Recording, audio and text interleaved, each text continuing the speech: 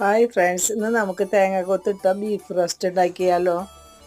അതിന് വേണ്ടി 1 kilo beef കഴുകി വൃത്തിയാക്കി എടുത്തിട്ടുണ്ട്. അതിലേക്ക് ആവശ്യമായ ഉപ്പ്, മഞ്ഞൾപ്പൊടി, മുളക് പൊടി ഇട്ട് നമുക്ക് നല്ല തിരുമ്പി കൊടുക്കാം.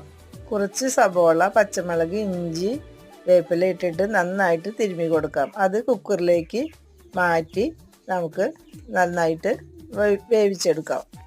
വിറകടുപ്പിലാണ് ഞാൻ ഇന്ന് ചെയ്യുന്നത്. അതിനായി ഒരു കടായി വെച്ചിട്ടുണ്ട്. അതിലേക്ക് നമുക്ക് സബോള ചേർത്ത് നന്നായി വഴറ്റി കൊടുക്കാം.